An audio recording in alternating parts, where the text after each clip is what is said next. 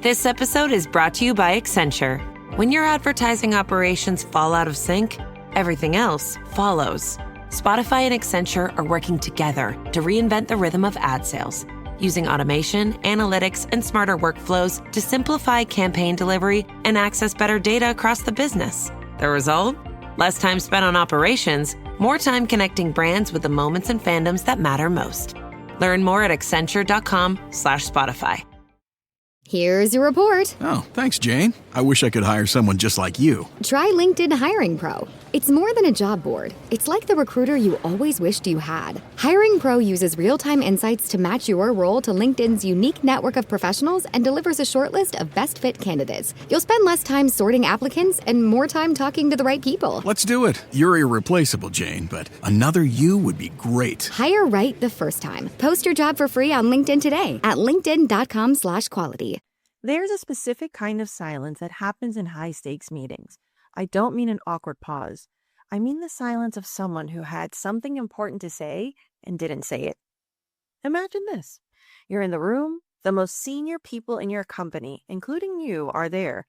A critical decision is being made, and you have a perspective on it. A real one. You can feel it forming. You start to reach for the words in English, and the conversation moves on. The moment closes, and you've stayed quiet. Not because you didn't have anything to say, but because the cost of saying it imperfectly felt too high. Here's what I find most interesting about that moment. It's not what people think it is. Most executives who experience this believe it's a language problem. They think, when my English is better, this will stop happening. But I've worked with hundreds of executives who speak near perfect English, and they still go quiet in exactly those moments. So today, I want to explore what's actually happening, because if you've experienced that silence and carried it home with you, I think this conversation is going to feel very familiar. Let me start with something that might be counterintuitive. The executives who go quiet, most often in high-stakes meetings, are frequently not the least capable in the room. They're often among the most capable. Think about why that is. The more senior you become, the more visible your words are. Every time you speak, you're not just sharing a thought, you're being evaluated. Your judgment is on display. Your leadership is being read. And when you're doing all of that in your second or third language, under pressure, in a fast-moving conversation, the cognitive demand is enormous. So what happens? You raise your internal standard. You become more selective. You hold back until you're sure. And sometimes that means you don't speak at all. I want you to really sit with this for a moment. The version of you that exists in your first language, that confident, precise, decisive person, that person is real. They're not missing. They're not a different person. They're just temporarily inaccessible. There's a gap between who you are and who you're able to appear to be in the moments that matter most. That's what I call the translation gap, and it has nothing to do with intelligence and not as much to do with language as you might think. It's a gap between two things: who you know yourself to be and who the room gets to experience. That gap right there is what we need to talk about. I want to walk through something with you because I think it will sound familiar. Let's start before the meeting even happens. Before the meeting, there's a kind of quiet preparation that happens. You think about what might come up. You mentally rehearse how you'd phrase certain things in English. You anticipate questions you might not be able to answer as fluidly as you'd like. And there's something else, a kind of preemptive fatigue. The meeting hasn't started and you're already working. Your colleagues don't experience this. They're going to walk in, read the room, and respond in real time. For you, the preparation started days ago. During the meeting, the room moves fast. Native English speakers do something that looks effortless from the outside. They interrupt, they pivot, they make a joke, they recover from a tangent and come right back. And they do all of that without thinking. You're doing something different. You're processing the content of the conversation. You're formulating the response, and at the same time, monitoring your English, choosing words, adjusting phrasing, checking yourself. That's three things happening simultaneously, and it's an enormous cognitive load. And your colleagues are carrying none of it. And because all of that takes just a fraction longer, your window closes, the conversation moves on, your point, which was a good one, stays with you. After the meeting, there's a private debrief that no one else sees. It sounds something like, "Oh, I should have said that. I knew the answer. Why didn't I speak up?" And underneath that, something a little harder to name. A creeping concern that your silence might be being read as something it isn't, not as a thoughtful restraint you intended, but as uncertainty, disengagement, lack of vision. That is the part that stays with people, not the meeting itself, the interpretation they imagine others are making of their silence. Now, I want to shift gears for a moment because I think there's something important that often goes unexamined.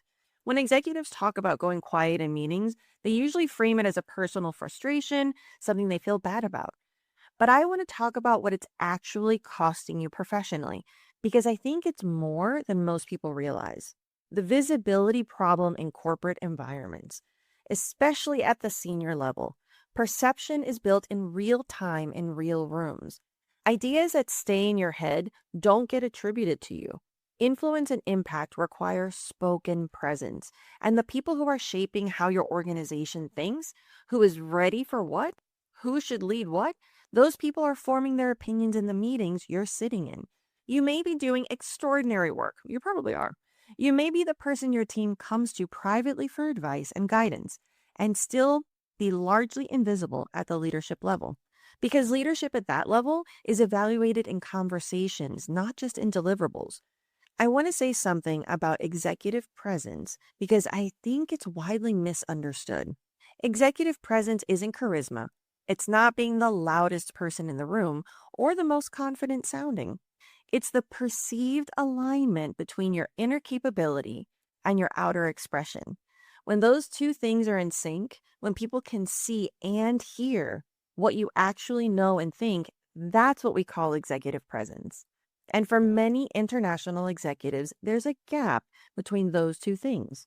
Not because of a lack of capability.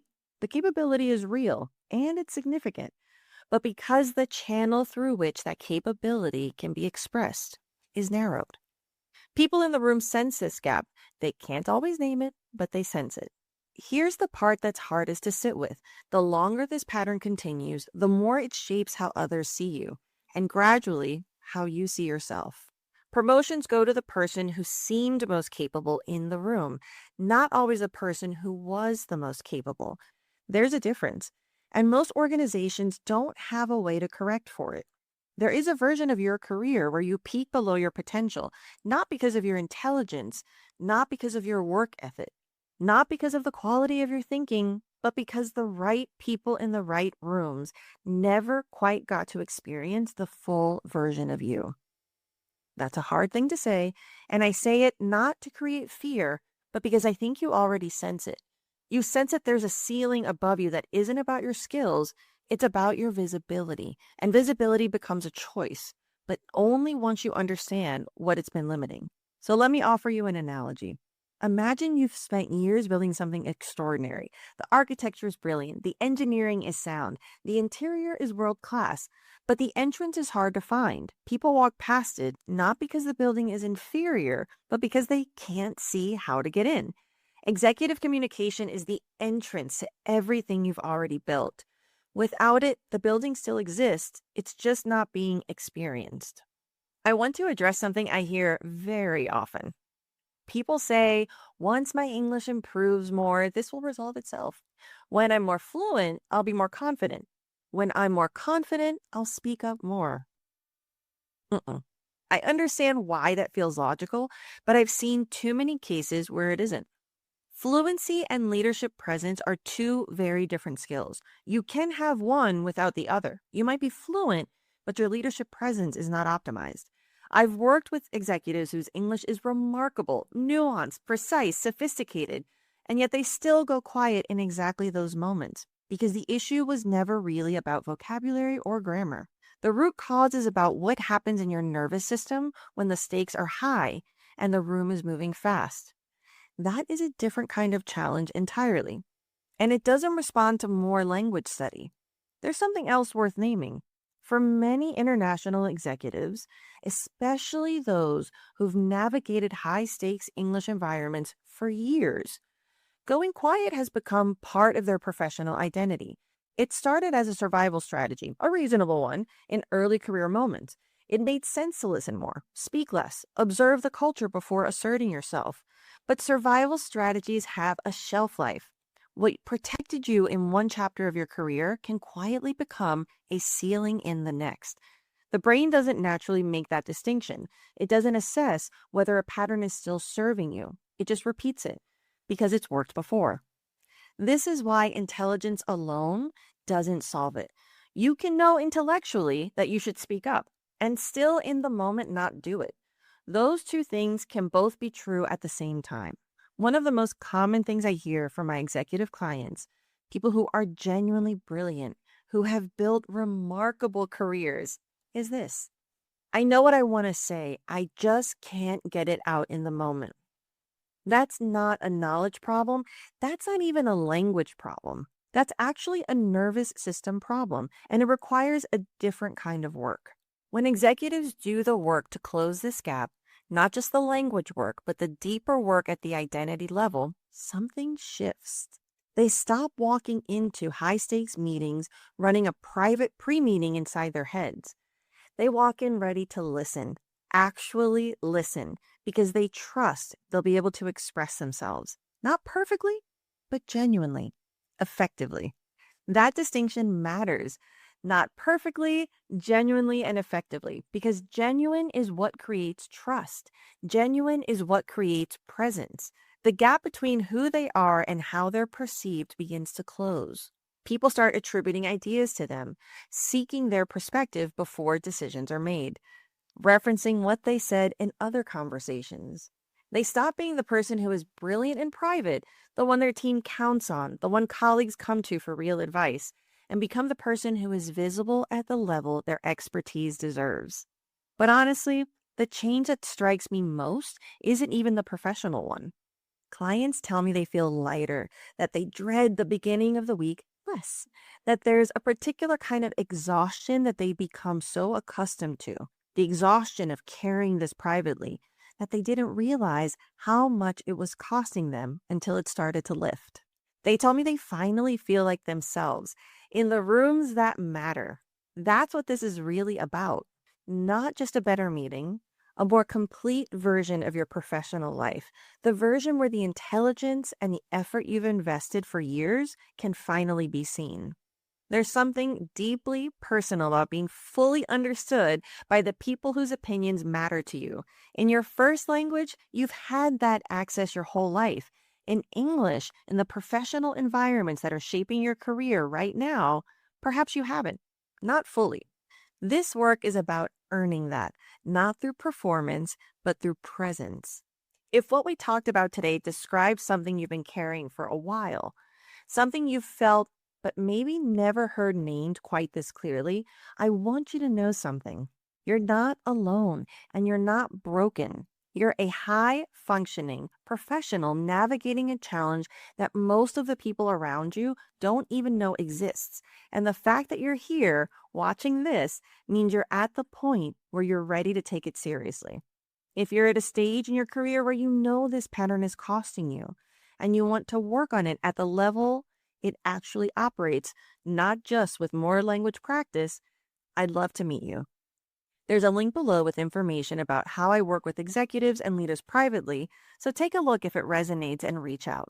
And if you're not there yet, if you're still sitting with what we talked about today, become a Leadership English Insider, because this is the work we do here. Real conversations about what it actually takes to lead, with clarity, with authority, and as your full self in English. You've done the hard work to get into the room. Let's make sure the room knows you're there. And remember, the world needs more leaders that sound like you.